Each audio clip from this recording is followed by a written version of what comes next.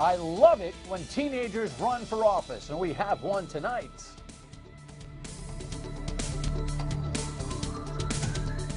Good Monday evening to you. Hope the Sox are doing well. Oh, yeah, there's a Sox game going on. But you know what? There's a couple of chances to watch this broadcast on a Monday and Tuesday, Wednesday, Thursday, Friday evening. Your state of mind, my state of mind. Your state of mind comes up later on, and somebody whacked me pretty hard during that segment, so stick around for that. Dan Yorke, pleased to meet you. Nice to have you as we enter. Gosh, I think it's 4 weeks now we've been running this project. We've got a lot to do. Yes, we've got a young man from Attleboro who is going to be our guest this evening. He is Patrick Reynolds, a candidate for North Attleboro Selectman. Why would we have a North Attleboro Selectman candidate on? Because he's 18. I said that twice now. He's 18. We need young people in the system. We need to support young people wanting to be in the system. So we are going to ask him all sorts of questions about what it's like to be a young person trying to fix the system or participate in it. Let's go to the rundown. Begging, begging, begging, begging, begging, begging, begging. Just begging. Just begging. This shutdown's really weird, by the way. Very, very strange. I don't know exactly how it's working, but it's not really feeling like a shutdown. And that's why maybe people aren't too excited about it. The raffle success, I guess so. Penny wise and pound foolish, as I said last week. A couple more thoughts on the state Republican Party to start off the week after their shotgun place raffle AR15 thing. Speaking of arming, the campus police at URI have a chance to arm, and there are hearings this month to determine that outcome. A very, very weird, very, very sad story continuing out of Boston with the Remy family and Jared. He talked to the Boston Herald, did an interview. Why, I have no idea. And you know what? They did it again. They did it again. Who did? I'll tell you. Stay tuned. You're going to think it's weird. I said to my wife the other night, I think I'm the only person that's bothered by this. By what? I'll tell you. Let's go. To the rundown, breakdown, as we like to say here. John Boehner just looks like, you know what, John Boehner, he wants to talk really badly, says the Washington Post headline. I guess he really does, but everybody kind of knows what he wants to talk about. He wants to talk about Obamacare. He wants to talk about delaying or defunding Obamacare, and it's the same broken record, and the president's in the same broken record response, and it's just not getting there. He was on ABC's this week with George Stephanopoulos, and I noticed this. When John Boehner is talking about the shutdown, the very, very weird shutdown, he looks very quiet, like a mouse, like he was cornered into it. Now, of course, there's a lot of money coming from a lot of different constituencies regarding this shutdown, a lot of influence, and it looks like he's been kind of had. But when it comes to the October 17th debt ceiling thing, he starts to perk up. We are not going to pass a clean debt limit increase. Under no I told the president, there's no way we're going to pass when the votes are not in the House to pass a clean debt limit. And the president is risking default by not having a conversation with us. So under no circumstances will you pass a clean debt limit? We are not going down that path. It is time to deal with America's problems. Well, I guess so. Listen, America does have a lot of problems, and we are spending too much. And every time we raise the debt ceiling, you know, we allow for more spending. Unfortunately, remember, just because the debt ceiling is raised doesn't mean we have to spend it all. So this is a very, very strange dynamic that we've had over the last couple of decades and over the last couple of years, really, in the leverage between the two parties. And of course, the shutdown is now in its full second week. The headlines continue on the shutdown while you yawn. Hagel orders furloughed workers back. He's the Secretary of Defense, and he orders the military back, 90%, including civilians. It's not clear whether they're actually getting paid or not.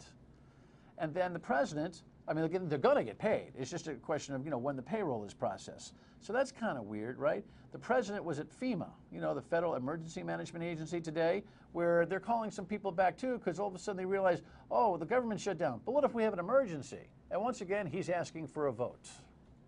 The truth of the matter is there are enough Republican and Democratic votes in the House of Representatives right now to end the shutdown immediately with no partisan strings attached. The House should hold that vote today. If Republicans and Speaker Boehner are saying there are not enough votes, then they should prove it. Let the bill go to the floor and let's see what happens. Just vote. Just vote. I think most Americans are with the president on this, just vote. But, you know, the shutdown is confusing everybody. And I think everyone's just a little bit confounded about the way this whole thing is going. For instance, the military employees are being pulled back, right? We don't know exactly how they're going to get paid. A lot of people are going to go back to the Newport Naval Yard, which is kind of a good thing. They're not exactly sure when the payroll is going to get processed. And then there's all these other workers who are still out, but the promise comes from Boehner, the president, and everybody else that they'll get paid when they come back. So it's like they've got a vacation. It's a stressful vacation because they're being furloughed, but at the same time, they're still on a vacation. So then people will ask, even on the radio show, they'll call and say, well, if they're going to get paid anyway, why don't they work? But if they work, you don't have a shutdown. And if you don't have a shutdown, it's like I don't even know how to fill in the blank. It's weird. The whole thing is just funky. All right, let's move on. Speaking of funky, that AR-15 raffle that they had this weekend, I'm glad that they finally did this. It's behind the GOP, but we'll take one more look at this because I find a couple of things interesting about the story that ran on Eyewitness News. Advertised as a family fun day and a celebration of the Second Amendment, the Rhode Island Republican Party raffles off 3 firearms, ammo, and other prizes to raise funds. One of the top prizes, an AR-15, a semi-automatic assault rifle, similar to the gun used in the massacre at last year's Newtown, Connecticut school shooting. When the fundraising committee and the fundraising chairman, Stephen Tetzner, came up with this idea and put it together, they weren't trying to make a statement about Second Amendment as far as the raffle went. They were just trying to have a fundraiser that would attract people purchasing tickets. Potential candidates for governor, including General Treasurer Gina Raimondo and Cranston Republican Mayor Alan Fung, publicly condemned the gun raffle. In a statement released to Eyewitness News, Raimondo says, "As a mom, I find these fundraising ploy to be disgusting. Their energies would be better spent focused on how to keep our families and neighborhoods safe from gun violence and not how to raise money off them." In any political party, there's always disagreement. People don't sit and agree on every issue. I mean, we are divided on many issues. We don't sit and all of a sudden all decide that we all agree on the same thing. That doesn't happen in any political party. I think people just think that happens, but it doesn't. In just a week, tickets sold out at 3,000. The winner of the raffle stays anonymous unless he or she decides to come forward with their identity. I think a lot of us would like to see the winner. Now, we're not going to go chasing the winner down. I mean, you won a raffle. You won an AR-15 or a banana. I don't care. But it'd be interesting to see what kind of motive came with the purchase of the raffle ticket at $5 a pop. Look, they sold it out. Good for them. Penny wise, pound foolish. We'll see down the line. The idea that Republicans in Rhode Island don't always agree, as Mike Napolitano said, well, that's no news either. The 2 leading candidates in the party thought this was one of the dumbest things they've ever seen. Of course, neither one of them stood up and said, damn it, don't do it, because there's no leader in the Republican Party, really. All righty, that's here in the state, and, well, maybe across the country. Let's, what? Oh, this is just so bad. This story broke everybody's heart. The Boston Herald, this is the latest that comes down from a one-on-one interview that a reporter has with Jared Remy. That's the headline in the Boston Herald. Listen, I'm not going to go through this. I mean, we know what happened here. Jennifer Martell was killed August 15th. It was a shock to everybody's system because Mr. Remy had, been in the system a couple of times, had been in court a couple of nights before. What's really, really strange is one of the quotes in the story. There she is. God bless her. "I still love her." And he denies doing it, right? He hasn't seen his father or mother since. And if he really cares about his family, including his dad, amongst everybody, he ought to just shut up and not do these dumb interviews. You know, because every time he opens up his mouth, amongst other things, it keeps his father another season away from the broadcast booth. It's ridiculous. It's just awful. All right. And speaking of sports, can I have a minute here with you? I'm the only guy that cares about this. So it's obviously because I've been talking about it for about 10 years. So this past weekend, I mentioned to this on Friday, right? This past weekend, Brown and URI played their Governor's Cup football game. This is highlights. Good crowd from URI, pretty good crowd from Brown. Not as big as they've had in the past, but it's under the lights. It's Governor's Cup. They got a beautiful new scoreboard there at Brown Stadium. Nice college football atmosphere. At the end of the game, the Governor's Cup is awarded. It's a trophy that travels between Brown and URI. I'm walking out of the stadium, and I asked my wife, I said, am I the only guy in the world that cares about this? She goes, I guess, I don't know. I said, do you understand why this bothers me? She says, yeah, of course I do. You know, that's what your wife is supposed to do. Can I just share a thought? It's not just about the cup. It's about how we respect government and how we do things around here. Look, I'm an employee at URI part-time. I'm the public address announcer at the basketball games. I love the Browns sports department as well. I love those guys. Doesn't matter who wins and loses. This year, URI lost. The game's over, right? URI just walks off the field, holding their helmets like they normally would. No big thing. There's no pomp and circumstance about the governor awarding the cup. The governor this year didn't even show up. His director of administration awarded the cup. There's no respect for the idea that there's a governor's cup. There ought to be a ceremony. Here's what they do. The losing team should take a knee. The winning team should be given the cup via microphone, a presentation by the governor or his representative, and people should stay in the stadium and actually see the ceremony happen. You know why? Because it's the governor's cup. Because it's supposed to mean something. And it's not just about the football game. It seems to me that we have so little respect and regard for the governor's position and government in general here in the state that we just blow this thing off as if it doesn't mean anything. Year 10 of my editorial. I thank you for indulging me. I'm the only guy that cares. I wish somebody else would. Let me know if you do. When we come back, it drives me crazy. It's terrible. Yes, honey, I know. When we come back, an 18-year-old who's running for office. That's a good thing.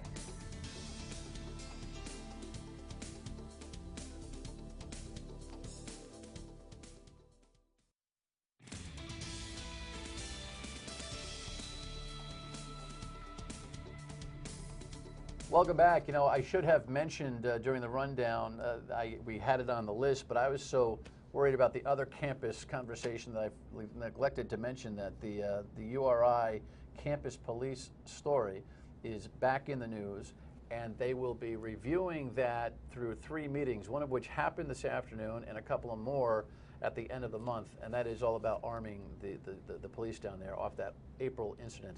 I will follow up on tomorrow, but I didn't want you to think I forgot about it. Rox reminded me. So I make mistakes every once in a while. Not that this kid does. He's, you know, running up. He's got a perfect political career. You're 0-0, getting ready to start. Welcome, yep. Patrick. Thanks for having me. Great to have you. I heard about your candidacy. You're 18 years of age and you're running for office. You're not the only kid at 18 that ever decided to run for office. But anytime we get young people who are aspiring to do something productive, I want to see them on this show because they inspire us. So congratulations on your decision to run. You. Is it in the bag? The former guy who's had the seat is not running for re-election, and he endorsed you, right? Yeah, he has. What Paul said is that lots of people have called him after they saw Paul Bellum, the selectman. Okay. And lots of people called him afterwards, begging him to run, and said if he won't, they will. So, you know, politics isn't a spectator sport, and I welcome any competition, and I think this is going to be not a competition between age, but of ideas, and that's what I hope it will be. How did this all start? How did this interest in politics start at 18, or earlier, I'm sure? I've always been interested in politics. I think it started in 8th grade with the presidential debate, and after that I convinced my dad to bring me to a campaign meeting back in 2010 during the midterm elections. Is your dad political? No, not really. I convinced him to bring me, because really? I couldn't drive myself. Most kids want to go to a Sox game. Yeah, I know. You wanted to go to a campaign meeting. Yeah, and I think it's good. Yep. So, you know, I think that kids especially, shouldn't be focused on pop culture and what Miley Cyrus is doing, and more on what's happening in government, especially on a local level, because it really impacts people. And I see that especially in North Attleboro with our closed factories in downtown and the effects of firing 60 teachers. You know, I think that we need change in town government. And I think people should be interested in that. What happened with the teachers? With the fiscal situation, we've had to make budget cuts, and had to fire 60 teachers, amongst other things. And that's one of the things I want to do, is to bring more funding back to the education budget. How are you going to do that? I think we need to reform the way town government works, using through interdepartmental partnerships, closing tax loopholes, using new technologies. I think we can find ways to reform town government so we can save more money and put it towards education and other things as well. What kind of technologies?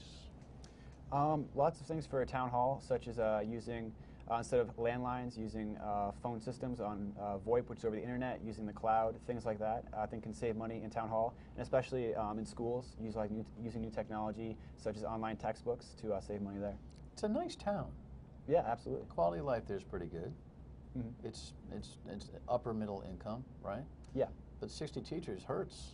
Absolutely, and especially as a student, I've really seen that firsthand, and that's one of the things that spurred me to enter this race. What did you see firsthand? What was the void when the teachers were lost? What was the practical loss that you felt in the curriculum? Well, I mean, we've had bigger class sizes, less classes. I know when I was choosing my classes for this year, there's definitely less, and you can definitely see that in the students in education. You have experience in volunteering for campaigns ever since your dad took you to the first meeting, right? So you worked for Scott Brown's campaign. What else?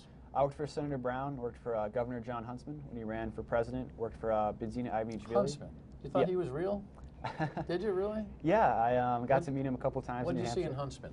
I saw in him, I think especially, it's magnified here with the government shutdown in D.C., he was able to compromise. And he has very moderate views, but he was governor of a very conservative state. He still got things done, so he can bring both sides together to find a compromise, which, if you look at D.C., that's desperately what we need right now. All right, well, I want to hear what this young man thinks about the shutdown, since everybody else is talking about it, and also kind of find out what it's like to be in high school running for selectman, and whether that's a cool thing or not. Stay with us.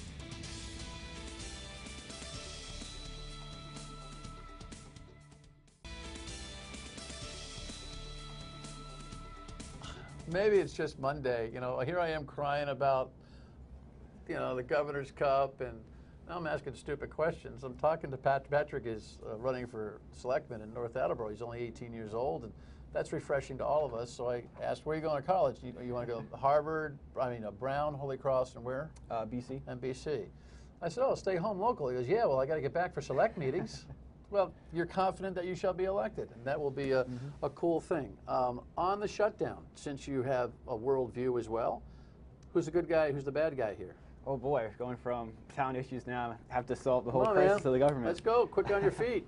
I think that in town government and down in Washington, D.C., we need the same thing. We need fresh voices and a fresh perspective, and people who can bring both sides to the table and try to find common ground and compromise. And I think that's what we need in town government, North Attleboro, and all the way down to Washington, D.C. All right. You're already acting like a politician. Who's the good guy and who's the bad guy in the shutdown? I think that both sides are bad guys. You're going to get away with that answer here? Both sides have been talking about who's winning the shutdown, who's doing this. I think that with a shutdown, the American people lose, and that's what's most important. I think both guys are being the bad guys, and they need to stop worrying about who's going to win politically and worry about the American people. And the only way they win is when we fix the shutdown. All right. Pretty good.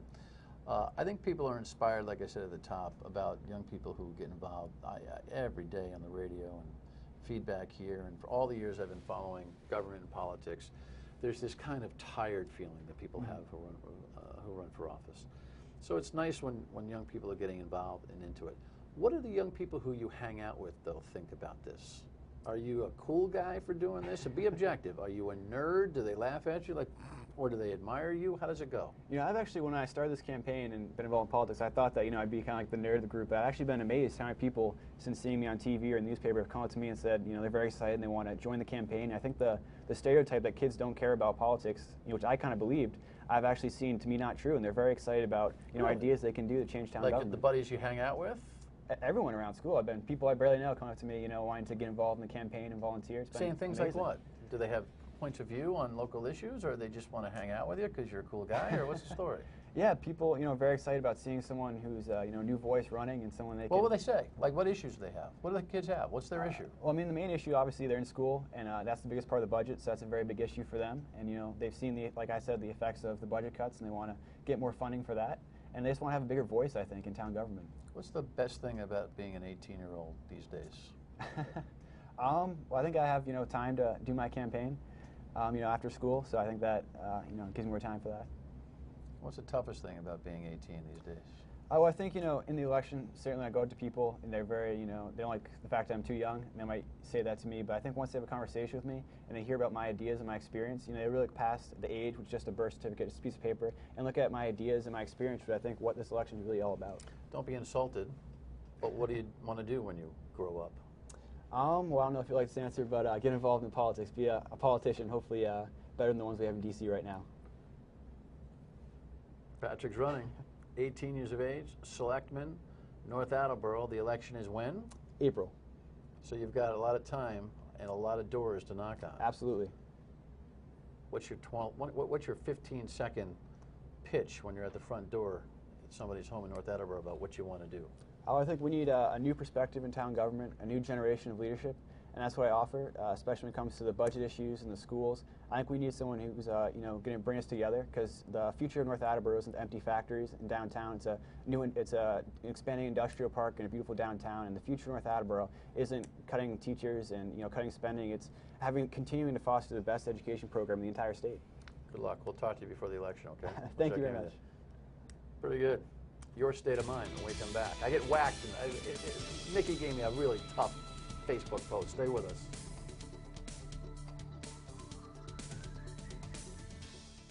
Weirder and weirder on Your State of Mind. Here's what Christina Facebook posted regarding a comment I made here. I thought your comment regarding the woman from Stamford, Connecticut, I'm not a doctor and I didn't stay at a Holiday Inn Express last night, was thoughtless, tasteless, and quite tacky.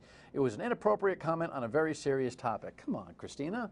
First of all, what I was trying to say is that this poor woman who drove into the Capitol and ended up losing her life, that I'm not a doctor and I couldn't diagnose her, and obviously you haven't seen the commercial. I stayed in the Holiday Inn Express last night when you are an expert, and by not staying in the Holiday Inn Express, you're not the expert.